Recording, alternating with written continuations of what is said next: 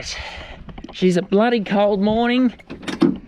Let's see if the Kubota's gonna start first try. She took a little while to start the other day, so let's just double check.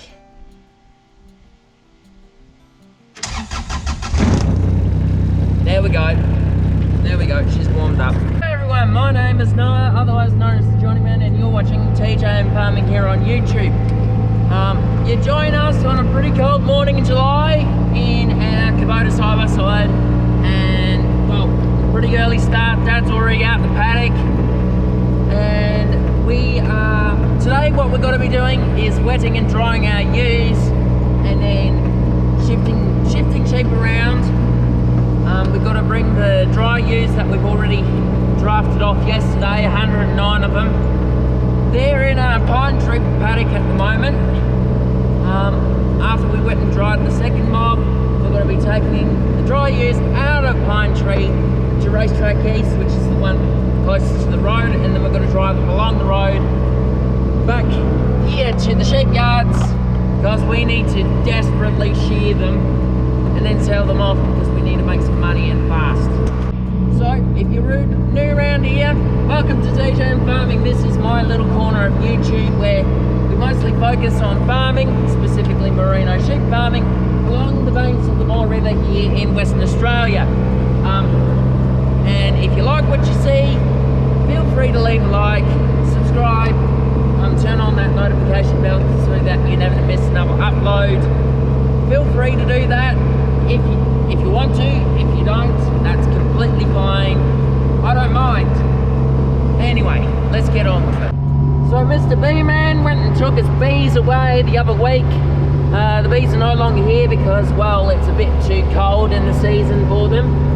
And, well, we got the weaners in there. We've got most of our weaners in there. We've still got a mob over at the pine trees, which is starting to fall over. The weaners, we cannot get the ones that are across the river over the bridge. It's just impossible for them at the moment. We tried to get them with the side-by-sides the other day, and well, I do not want to say what happened, but long story short, sheep plus water, not good. And you can see our barbars over there. They're in our bull paddock at the moment. The woolly ones, they were crushed because the wool was a bit tough on them. So we're going to be shearing those at a later date and then sorting them out, which ones we want to keep and which ones we want to sell. And the shorn ones, a couple of those shornies are keepers because, well, obviously being a sheep farm, we need to keep some of our sheep and sell some off, because Merino, as we found out, as we've got currently, the feed quality is just, there's probably something wrong with it. We need to get money in so that we can use the money generated from the sheep to figure out what's wrong with the soil, so we can take soil samples and put lime and clay and all this other stuff on it. I'll show you what I mean. You can see, this is our boggy ute paddock. Compared to Little Boar, which is over there, which is all green, this is all patchy. This is one of the only patchy areas on our farm. The other paddocks, they've got feed on them. It's just this particular section, because it's all sandy. Yeah, it's just not got the right kinds of soil quality which we're after. This particular paddock, we're going to need to fine tune it somewhat over the next couple of years. With that means de-stocking, just so we can get the feed back to where it should be, which is probably right up to where the fender of the Kubota is. Yeah, let's see. Another reason why we're in a rush today, weather forecast. You can see that it's pretty cloudy around us at the moment. It may be partially cloudy for most of the morning, but weather forecast reckons that there's going to be rain this afternoon. So we're just going to try and early start, get these ewes wet and dried,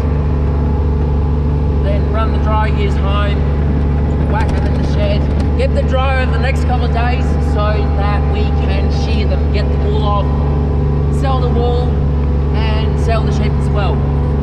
Because, like I said in a couple of videos back, when we were selling the wool last year, well, 18 months, we're starting to see the climb in the wool price. For example, what I mean, patchy over here, then you got all this grass and stuff there. Mind you, this is our middle paddock. It's also a bit patchy in spots, but the point being is that this one's still got a decent amount of feed on the ground. So this paddock also has a mob of weaners in here, blue taggers. The good weaners that we were having as keepers, they're in here somewhere in amongst the overgrowth, along with our two heifers. I don't know where Ruby and Clarabelle are. It's somewhere in amongst the growth.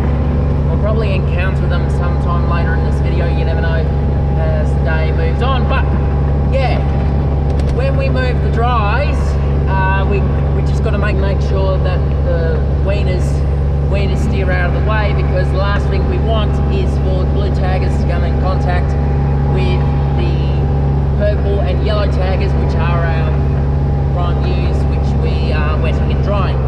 So what is wetting and drying, you may ask? Well, when you got ewes, which are the mother sheep, and you got lambs, you have this thing called a lambing rate. Now, the lambing rate dictates how many lambs there are per ewe. So say, for example, if you've got 100 ewes in a mob, and you're calculating that each of those ewes will have at least 1 or 2 lambs, depending how many lambs you get when you landmark them. It depends. It helps you calculate the percentage of the lambing rate. So say, for example, in a bad year you got 100 ewes, they only dropped 68 lambs. That means for every ewe there's only 68 lambs in the mob.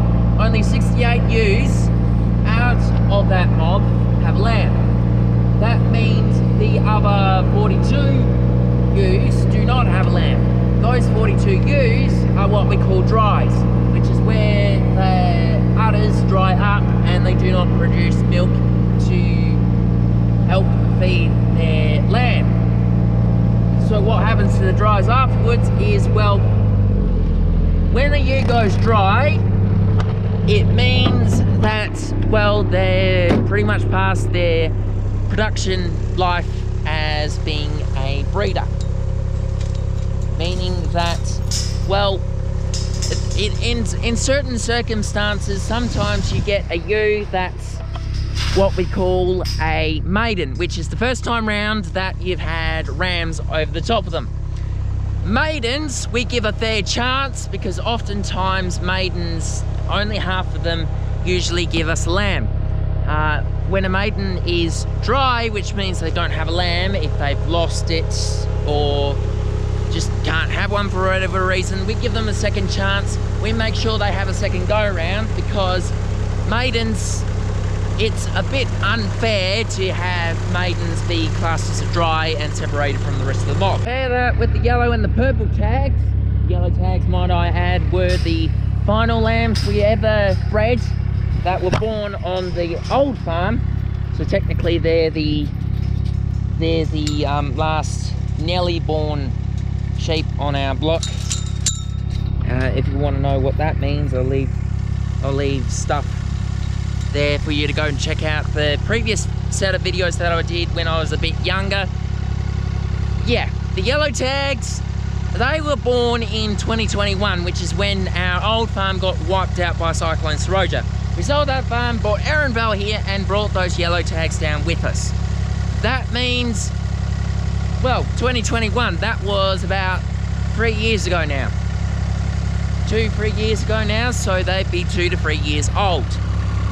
When sheep get to a certain age, so that be 3 to 4 or 5 years old, Sometimes ewes can be milky for pretty much their whole lives. Other times they go dry at a certain age. We can't exactly help that. It's more down to genetics or environmental conditions and whatnot. So now we're in the racetrack east paddock. Well, I'm not sure if Dad's got all the ewes in the yards, yes or not. We probably need to pull up and just text and ask. But yeah, bear with us for a moment. Oh, I can see them. Sheep ahoy. I'm not sure where Dad is, or have to ask. Alright, so these must be the dries. That must mean that Dad's probably all the way at the yard to get their sheep over there. Okay, we'll do a quick jump cut and we'll see you there. Welcome to the vintage yards. Yeah, welcome back to the vintage 1930s sheep yards, everybody. This is milking and drying. You join us as we do the final pen. As you can see over there on the left, we've got the blue noses, which are our dries. Up the back there are the milkies with the lambs, and over here are everybody else. Say hello, sheep. I didn't film the majority of this because, well, work. Come on. Go. Come on, Barbara, you're holding us up. Yeah. All right. Come on. Follow the leader now. And this is what it looks like when we send them down the drafting race.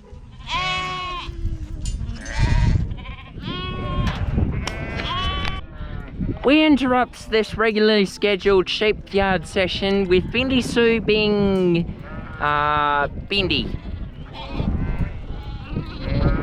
Yeah, she's been naughty today. Not very happy with how the dog's behaving. Alright, so the total amount of dries for today brings us to 20.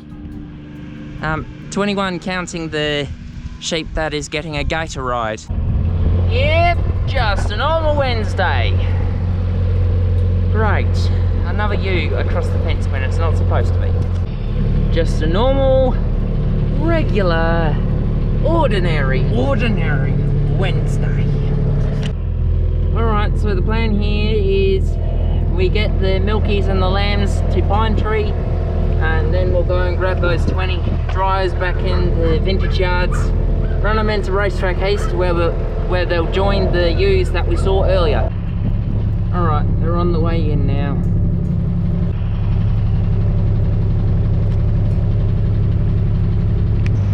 And they're off on the running race. Alright, now to find this cocky gate. And then we're going to travel over to the north side of Boggy Ute and open that gate. See if I can find this. This particular fence line is badly in need of replacement. This was the fence that we were supposed to do over the summer, but of course the bushfire had other plans. It desperately needs replacing, because as you can see, well, it's pretty bent. Straight as I can through the bushy stuff, apparently. Oh boy, this is going to take a while. Cue the montage.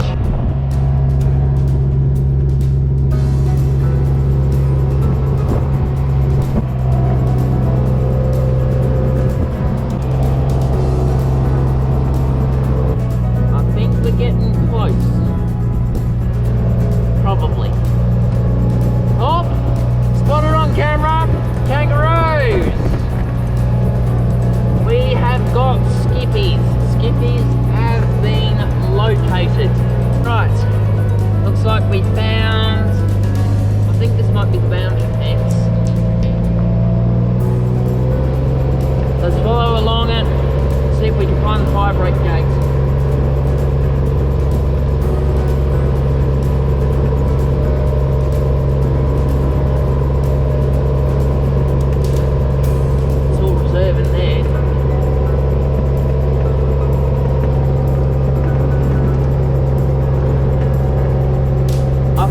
Remember this year here. It was somewhere along here that I went and dropped my iPhone 7 and had a huge crack in it.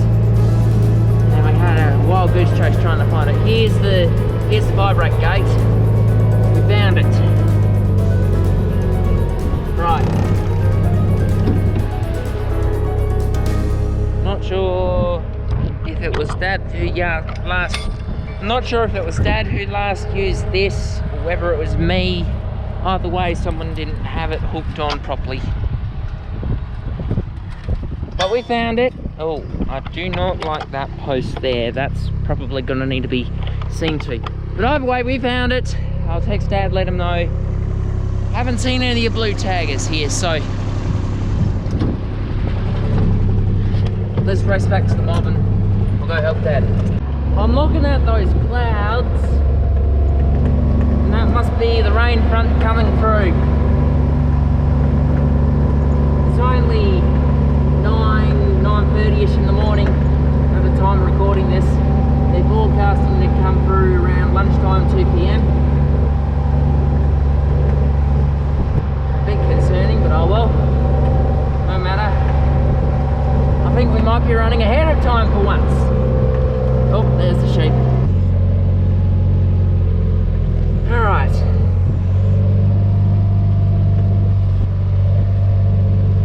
Sheep have entered Boggy Ute. I think that's the tricky part over. Well, one of the tricky parts over. Alright, so the next obstacle on the course of getting the sheep to the shed, the river paddock. I have not shown the river paddock off in full, but long story short, you'll remember a couple of videos back, it didn't get that many views despite the fact that Big Blue was in it. In Ehrenvale Base we have a problem. My older sister, Team Melodies, who is beating my channel by 5,000 subscribers, by the way. Yeah, she went and crashed this Kubota into the fence line. This Kubota is no stranger to being crashed into fences. As a matter of fact, this has never broken down on the road. Well, it's always been due to human error, but long story short, Melodies went and crashed the Kubota into the boundary fence along the fence line near the river. Where we crushed it is where we ended up putting a gate. Now, the reason why this is a problem now with getting these dryers through is because the river gate is open. And we're heading straight for it. If the sheep go through that, it's going to be extremely difficult getting them back with the side-by-sides, because that is two-wheeler country. Motorbikes, we don't have any of those. So, the next obstacle, avoid the river paddock gate at all costs. How do we know when we're getting close to the river paddock? Well, we'll be able to see the rows that Big Blue and the air seeder made when we did that experiment last year. As you can see right now, we are nowhere near close to. Although there's the dam that Dad was digging earlier, because you can see the pile of clay over there. This year, not earlier today. We have reached the rows left by the air seeder. Yeah, like I said earlier, this paddock needs a serious amount of work. I reckon what it really needs is some lime and a couple of other things to be spread on it. Alright, so we're fairly into the paddock now, getting well away from the fence, and as you can see, these rows along here, they're the ones that well, we did with the experiment last year. The rows themselves grew, but the stuff between the rows have not. Yeah, I don't know what to do with that.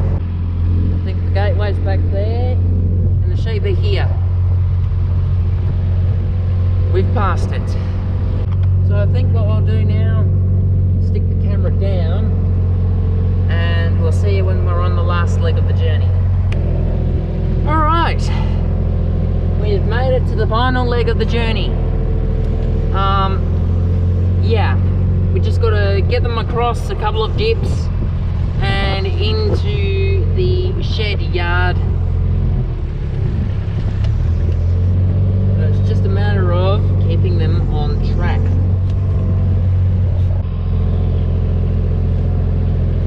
What are they going to do? Come on, what you doing, leader?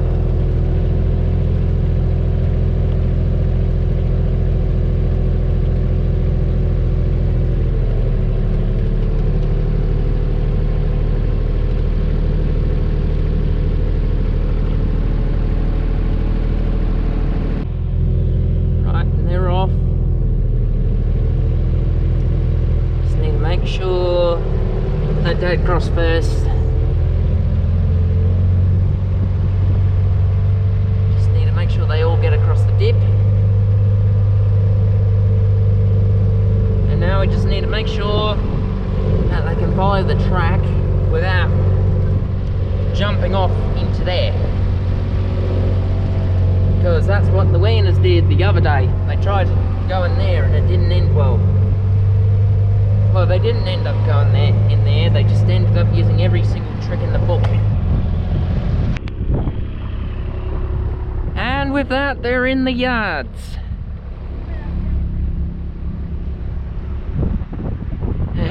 Teamwork. And with that, I think we're going to call it for a video. Next time after I put the GoPro in charge, next time what we're going to be doing, drafting these, whacking them in the shed. Hopefully we'll beat the rain because the rain's still over there. It's still coming in the front. And as you can probably hear in the camera, no doubt, it's pretty windy. So yeah, we're gonna call the video here. Like, subscribe, turn on the notification bell, leave a comment down below. And thanks for watching. Happy farming, people.